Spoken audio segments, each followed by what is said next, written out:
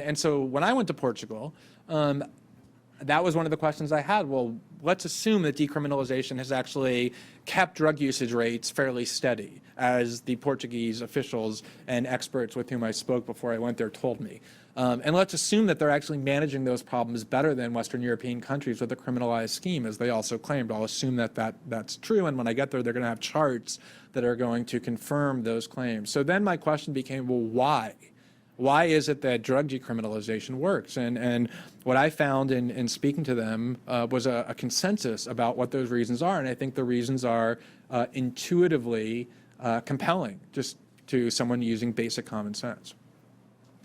The first issue that these drug policymakers identified as to their principal impediment pre-decriminalization in the 1990s with trying to get the drug addiction problem under control was that when you tell the population that you're going to turn them into criminals and arrest and prosecute and imprison them if they're using drugs, the last thing they're ever going to want to do is to go to the government and seek out help by identifying themselves as drug users. They become afraid of the government. A huge wall, a huge barrier is placed between the government and the citizenry as a result of criminalization for reasons that make perfect sense. And so if you're a policymaker and you want to reach drug users to educate them about the need for harm reduction and clean needles and the availability of methadone or treatment clinics, or if you want to encourage them to think about how to use drugs in a less harmful way or to seek out the help they need, the last thing they're going to do is listen to you, because to them, you are their criminalizers. You are the people who may put them into prison. And it was a huge problem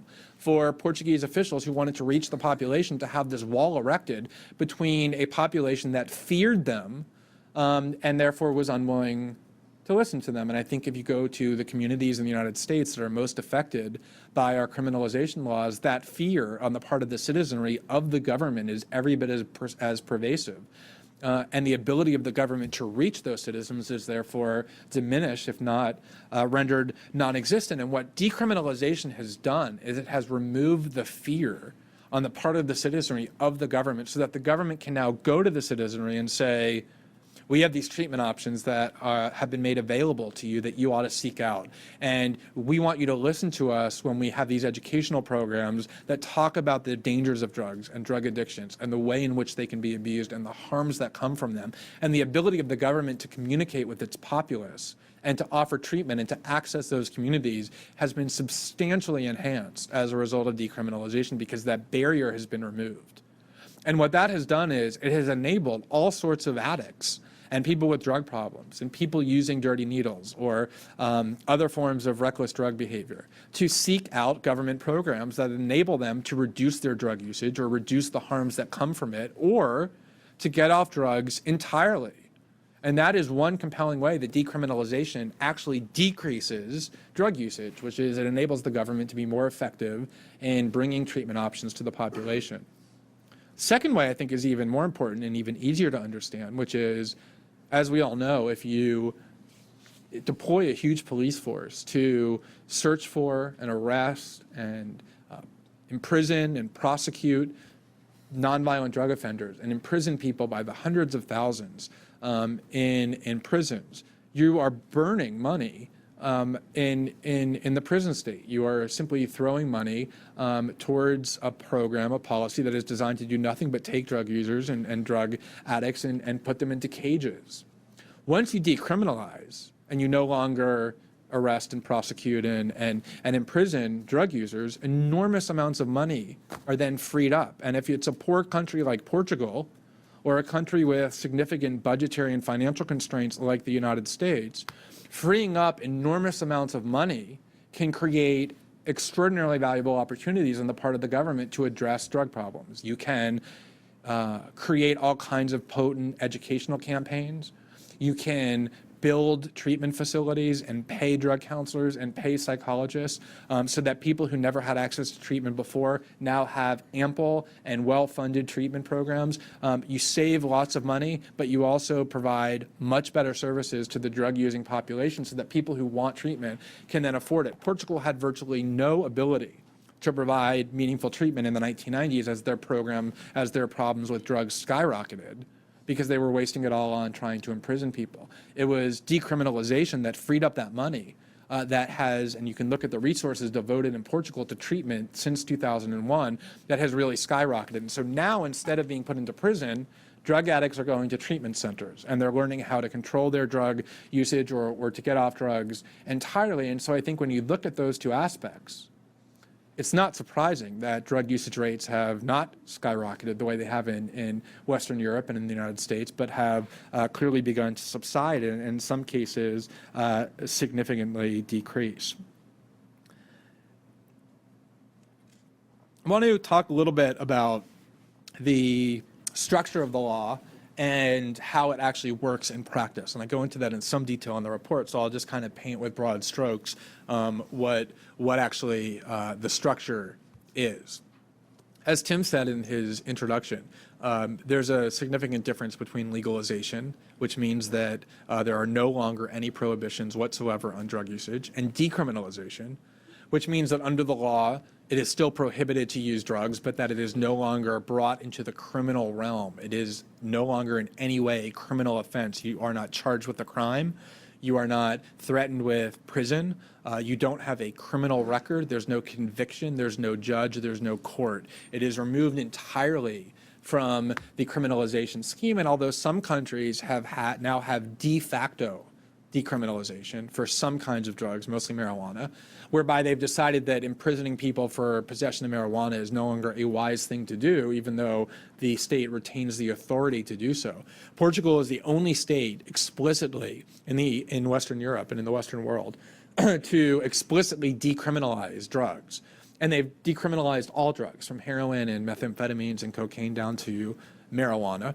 And the decriminalization applies only to personal usage, which is defined by the law to mean possessing a quantity of drugs sufficient for the average user to have 10 days worth of a supply. Once you have an excess of 10 days worth of supply, you're no longer a mere user, you're now a trafficker. And drug trafficking remains criminal in Portugal for reasons mostly having to do with the fact that their neighbors and the United States would not tolerate a country legalizing drug trafficking because of the perception that that would adversely harm other countries as well. So the decriminalization approach applies only to drug users. So if you go to somebody's apartment who wants to sell you drugs, who has a stash of a month's worth of marijuana, they are committing a crime. But by buying a certain quantity under 10 days of personal usage, you are not committing a crime in any way. Providing drugs to minors continues to be a crime. And as I said, all forms of drug usage, including small amounts of marijuana, remain prohibited by law, just not any longer as a criminal offense, only as an administrative one.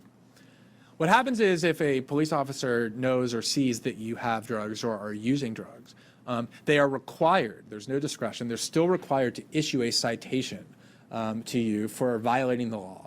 And what happens is but they don't arrest you.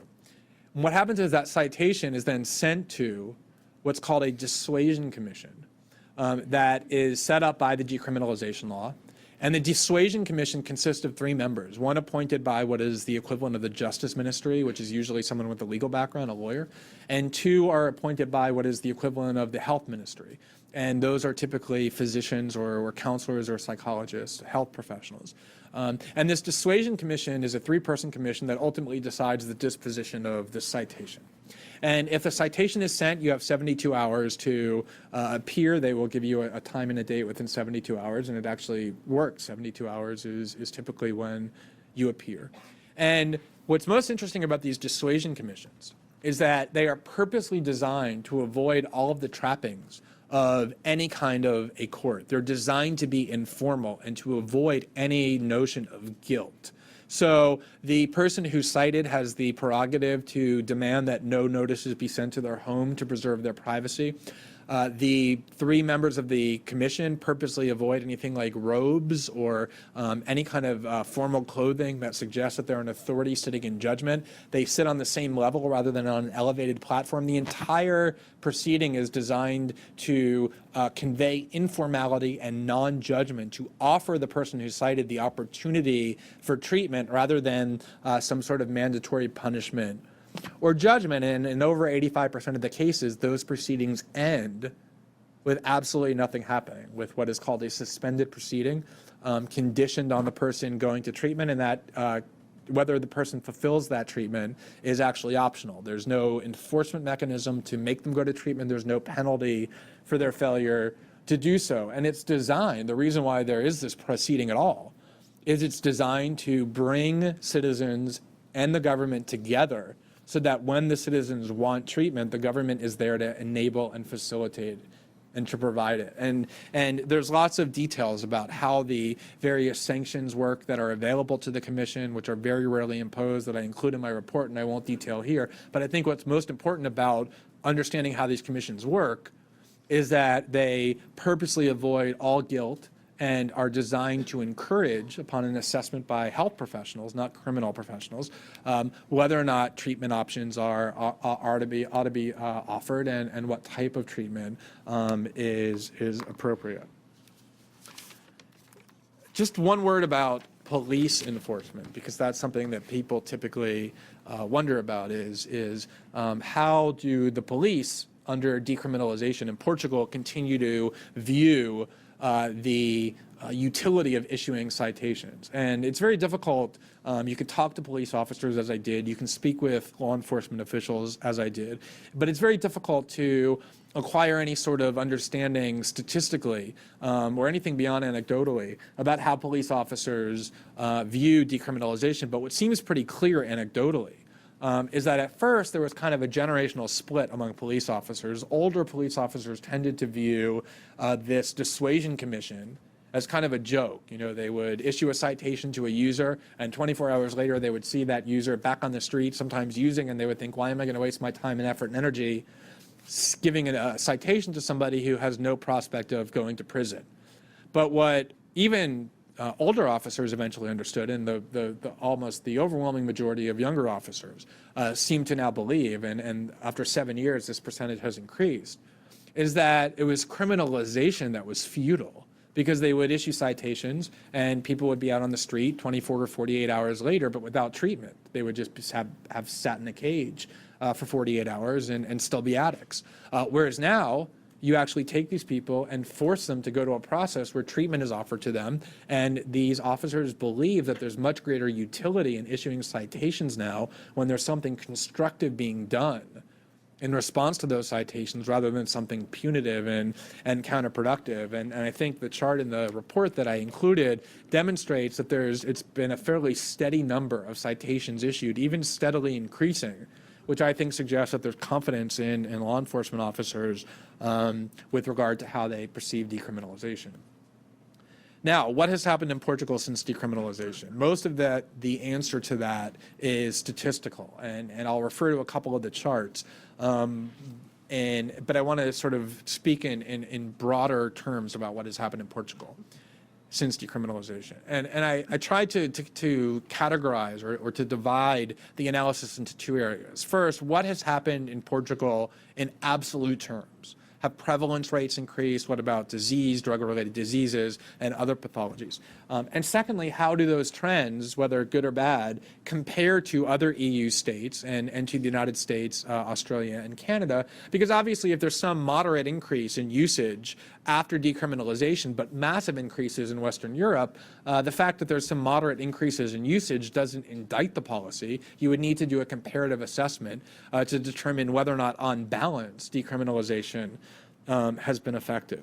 And I think that one of the things that drug policymakers look at more than anything else are trends in prevalence rates among adolescents and post-adolescents, meaning the 15 to 24 age group, and especially the 15 to 19 age group, because behavior that's there with regard to drugs is most predictive about ultimately what the population will do, about how attitudes are formed with regard to drug usage. And there are a couple of charts that I just want to point to that, if you talk to Portuguese policymakers over and over, they will point to these as being the most significant confirmations of the wisdom of their policy. And on their face, they're just actually quite compelling.